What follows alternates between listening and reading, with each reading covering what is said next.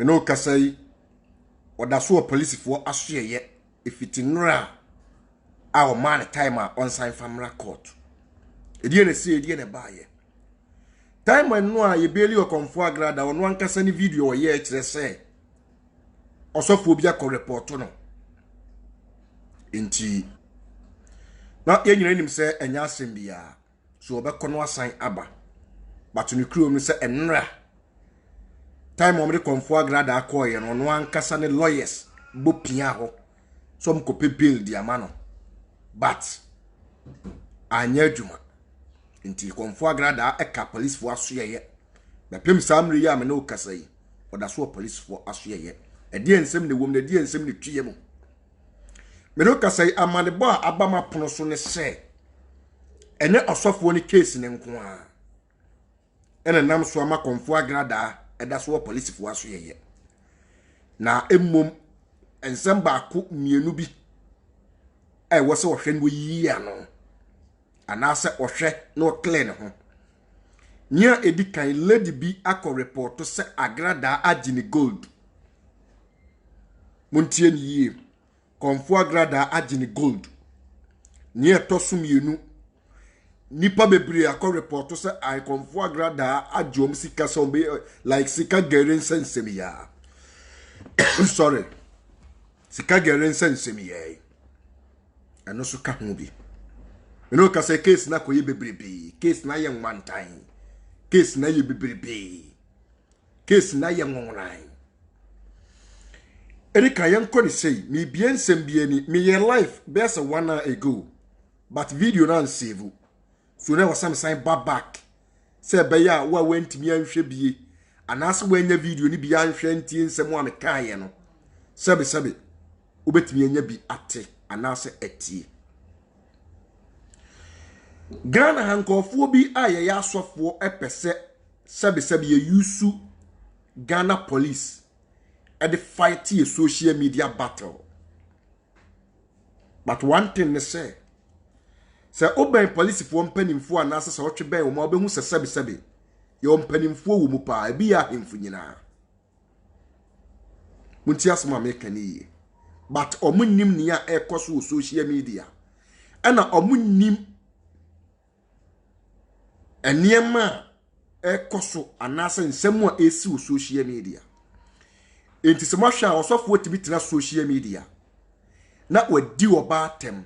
owia no afa akira kwa reporto na ono asa dia ma blogger sem publish sem a chedo ba akono no untie I think say ye nyina nim say ye ka police a Ghana police a omuna boy ho ban omuna hwehwe sebe niema boni mu omuna sori tia niema boni omuna bre niema boni ase nti ade ye fre ni buo ni anidie die ye de bi mu omo pa say Ghana ye yi police fo free mo man beto sini say Ghana ye yi military free mo man beto sini but why say nkofo bi pese ye dey selfish interest and say ye personal beef wa ye ni obi wo ekojai police fo so ba ako masere me papa no police fo amutie me na mo hwe me ani die mu obuo ni ani die mesere mo se wasofo obi abaye police case and aso wasofo obi an issue ba na we adi matem a aya mum ye nhwe ye wo ho because nkofo bi pese ye fa kwati kwan bi gu police fo ani mu ase nkofo bi pese ye fa kwati kwan bi tichi police fo nsagu ye chi but meti ase anya adwuma da yanko agrada I gold in sansam no so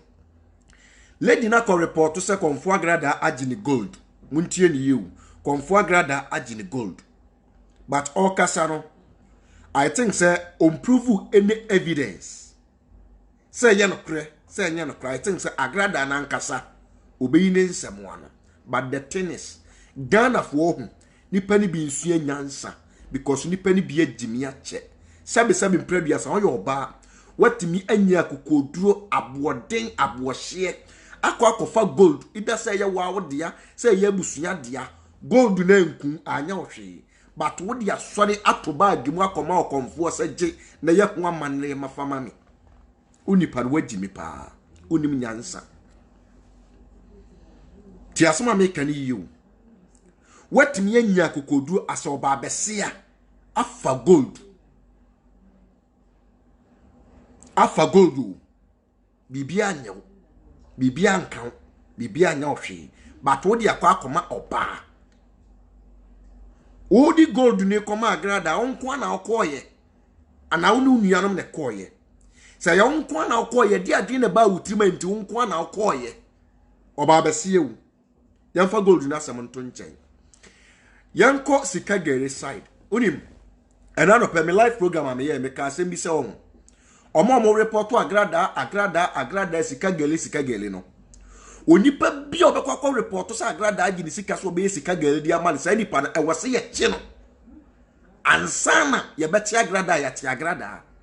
because Ghana unim bibi ewo emremu se nia waje bribe ne nia wotua no omaso twea ye baako nia waje bribe ene nia wotua omaso twea ye baako mutia sema American na nka wunya jimifuo nya sisifuo na wunim nyansa ukita 1000 Ghana cedi awu betum dia ye adwuma nya mfaso wo so but edufuru pe abro ni bayenti oso de kwaji sika gere oso de kope double money so Ghana for again ukita 2000 Ghana cedi last year the year 2019 Miankasa no wafa mini yapani otunoko ye interview bi or granted guy bi interview na guy na etresa konfo agrada agini sika 1 billion ena otunoko bi sanse 1 billion no ede na ode command so de kope wo se ni wontime nka but wo hwa na okọ double scan no wona watimi afese kasa okọje double money wo ye criminal before agrada we are criminal. Listen. Wona sabe o first kasa okwaji sika gele no ye criminal. But ye me dia breho di ho ya on say. Ye misa ye ho me pese me bisa Ghana fo mpanimfo mu ntie me. Me bisa Ghana fo mpanimfo mu ntie me yie pa. Ehe no konfo agrada start sika gele ni free ye. Abribe mu no start ye. Me bisa question. Time be no konfo agrada start sika gele no. Was starting the Juma the year 2010. Sata no was say oya busum sika. Ehina no born advert. No born advert no Royal TV. Royal TV for it me promote to ma no sika busum sika o 5 good years. Kopem say omoni ni nya asamansa no mo ba bonti abegada nkofo say maame ne yaza but that time no ma back maame no a promote maame na maame na timi agi nkofo sika so oya busum sika e ba ni mu aba be pem the year 2018 eba 19 20 2020 eba 2021 and we change say afedie we free busum sika because busum sika level no low so they abesika gele wood na etu no ye no TV so me no kase Ghana ha eba no ma konfo agrada TV stations or body promo and an advert was so ko base 15 TV stations 15 TV stations it na be bisa say from the year 2010 up to the year 2021 year kase Ghana na court ni ha na Ghana na police ni ha na Ghana na BNI ni ha na Ghana na national security ni ha na Ghana sabe na military ni ha but why some tena sema ma menitimi ye advert sika gelo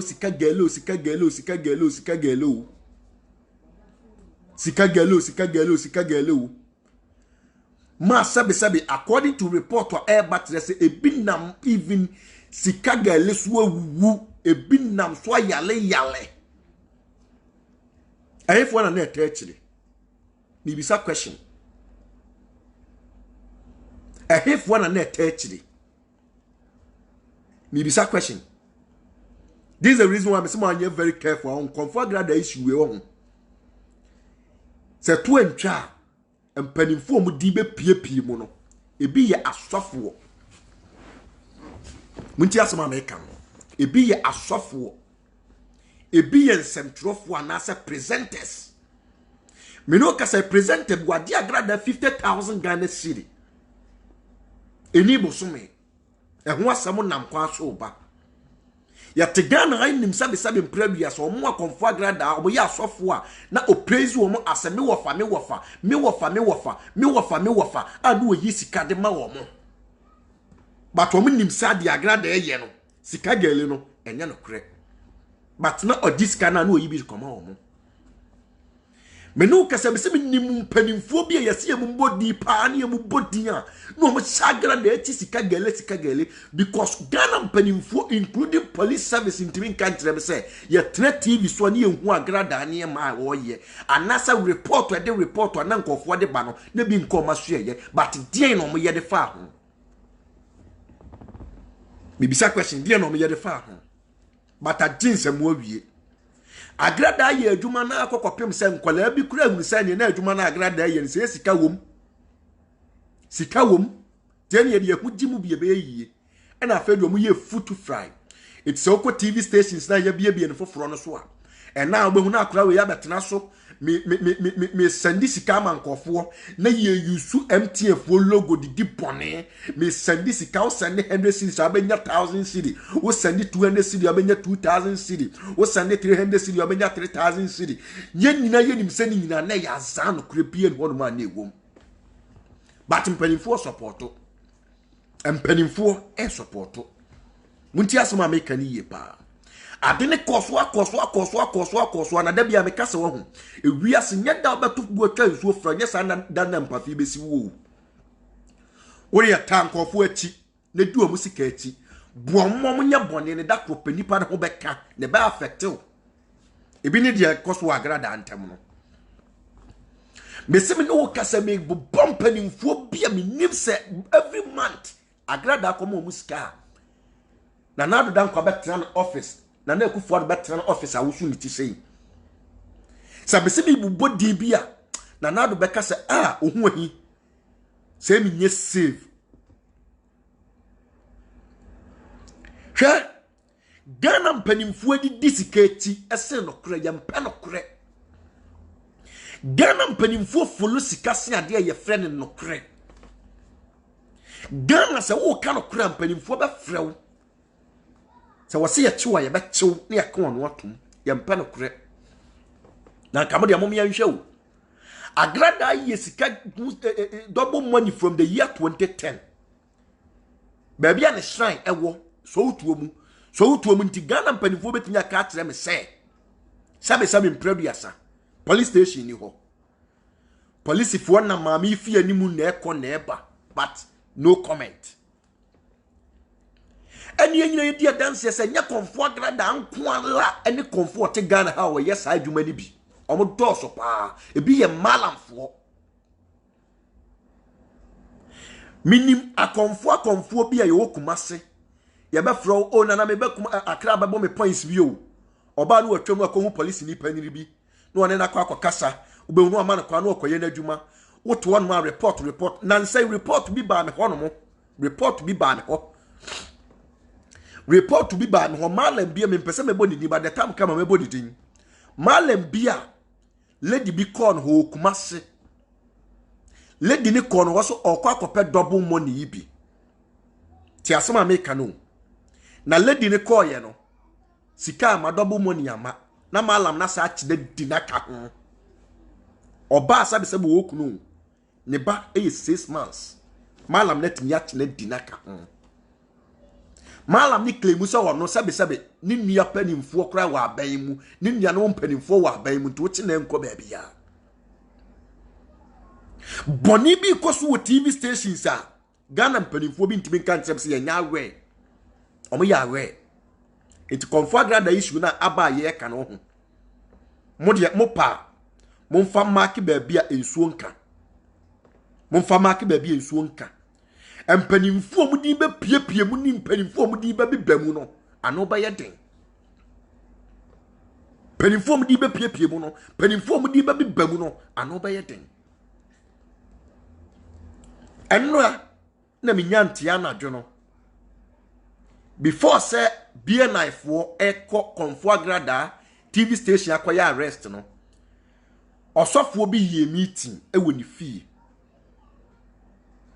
na agrada to da na so den konfo agrada de so den the we asempanimfo se ye hunu ne de agya ye enye nipa nyina ne ma kwan mo ba ye nten yo agrada enye ne na me betuufo me twa mo apie ne metuufo me twa mo apie maka unyansasem panimfo so ye bi agya ye nka so ye bi ato aso enye da bia na sebe mpradua sa oba bese be fatu atwe obetwitu da kropa be confine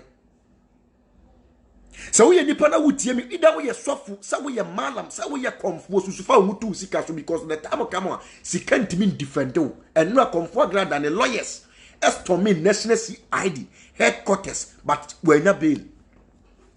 because a lot of charges we na bail yantumi am bail no wudu hutu sika so bebre ba the time come sika nankasa be defeat you so do hutu sika so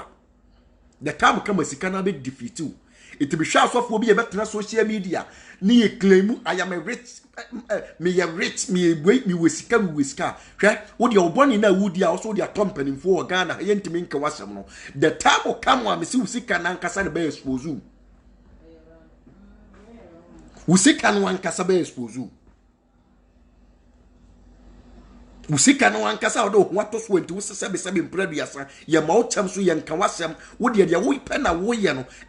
eniema agrada efam na nia ya me yan se eduru busum ye o agrada achi o ka o agrada na o mu di sika no o mo na ye punish no o mo mbe yi o mani ayi o mani omo ya asofo afedie omo claim atwo mo te se de even kran sabe agrada onye nipa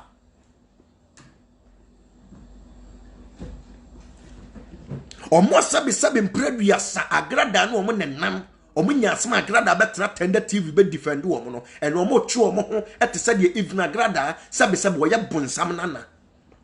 sa na wiase netie susufa wo tu sika kita wo so because the time will come sika ntimi save susufa usik wani bon wasafo hini because of usikanti because the time will come sika no betie my friend but ontimi save. I am telling you today no krana make at no the time will come am say sika no ontimi save wo kwan bia so and if the agrada FM me no kase wo police for aso ye me no kase wo police for aso ye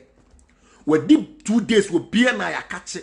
ye dine in ran kwa me no kase was spend 24 hours as our police station bim ye bomb pie because charges na eba no I think say e was say charges ni nyina otimi clear air Jesus anodding empire na say was a Ghana for the time am na chi be bloggers bia na yetiti social media na so nura mo ana mo be ma agrada ho ate mo nya de mo ye no the agrada FM sesi amotete abrochire munim de yekoso munya de mo ye no enye obi de enye obi fese ma me no fasa wo hawo ni mu because agrada yenim no Ghana yenim so ya yem ye pa yenim agrada asasa be se be nsa chi emre ni nsa ni trimu nya den but enne ade na nipa yi na ma Messi edi ebe pie no hu agrada issue hu edi ebe pie no because edi a jete mi ankasa hu ohia metie edin so se mi bo din a ewurade nyankopon edi a mebo bono ahwan panimfo mo adwuma be firi mo nsa wo Ghana ha ene doso because you can't tell me say agrada report na eba we so wati misika we so wati mi we ni nyina na police fo nya awe agrada ye adwuma from the year 2010 bepim 2021 edi na si edi na aba edi na si ye satraye be na aba fedie sabe police wo tu ne so sa those days na wo ye adwuma no sabe mpredua asade ne si die na ba ye mi bisa it me can some we at so comfort agrada amrantie me ka tre ni kunu ni so wotie mi a ontie ni yi bloggers woni bi do ye address ye fight am agrada but omo say ni case omo say ni case omo say ma ni case omo say ma ni case it mon free bloggers woni bi na mo woni wo mo say hey eye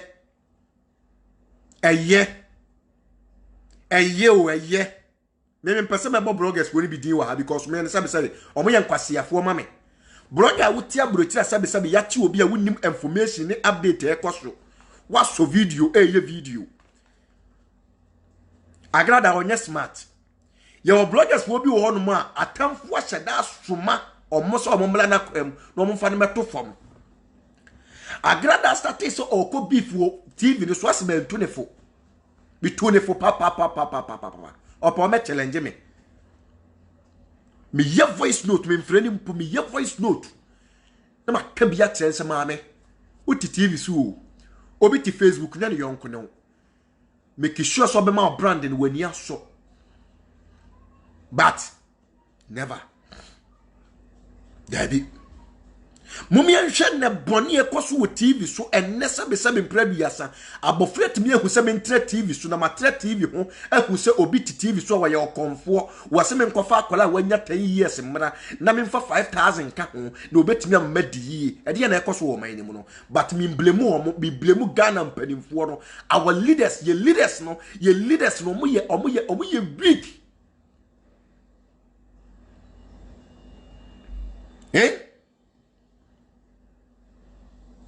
mo so na agrada nhwe mo ma men kasa mo nkyira mo munyai mo me mompa ya mama me no sane awurade yeso man be dane po na awurade mfa mama ni nko wie saa wa wunim na ye blogger na so wo twa sa agrada abeba na obeto ne niema na wo ye ne so ne niema na wo ye ne so na wo ye nipa boni ni wo mpa mama ni yie o pa mama ni mguase ye pe na hwiase o pa mama ni fombo mama nka asam nkyerɛ wo agrada ama ne huna wo famu no nipa me yensan ena ha mama ni sisi ya asofo mienu politician ni baako asofo mienu politician ni baako na asofo mienu because agrada yo bia na nipa bonato wache na mama nka asam nkyerɛ wo onipa bia ne hu bia no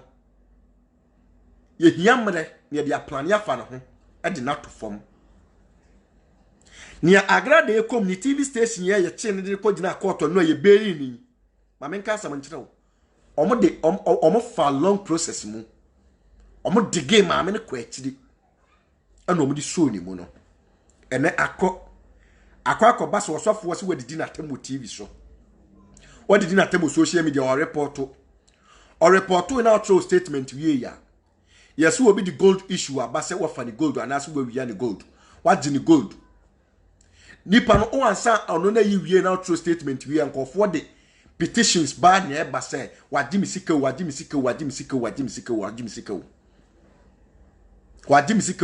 mo amotro nkwase ya comment nyene enyana ne yebe pefe mu de awurade aye na ayepe mo ma mo kwane mfa no kuro nwura mo adwe mu mo ma mo kwane nka no kuro mfa nkyere mo mo mo kwana no kuro ni ensu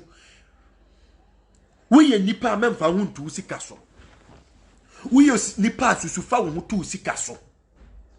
because the time come sika no intimi save the time come sika no intimi nye wo nkwa enam me nhwe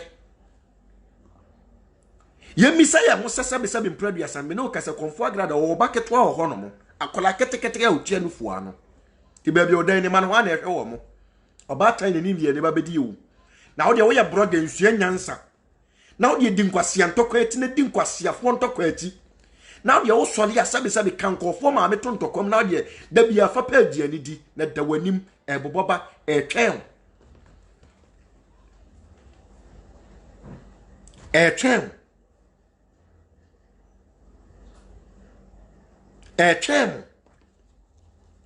me say etwen yo a lot of bloggers for social media nanke yo ho kwase catch agrada ase maame stop the wuye but because of the omubedinti konfo agrada so le wotie nkofo ye wa bonte ati social media no so esin even omo ben no esin even nkwala wa no omo nam enehwe so I can Bible say bra ti Yesu no the suafo nyina adwane eti yemisa se the panels na wo no mo tra talking point na ne omo wa hen omo ntim me video defend maame no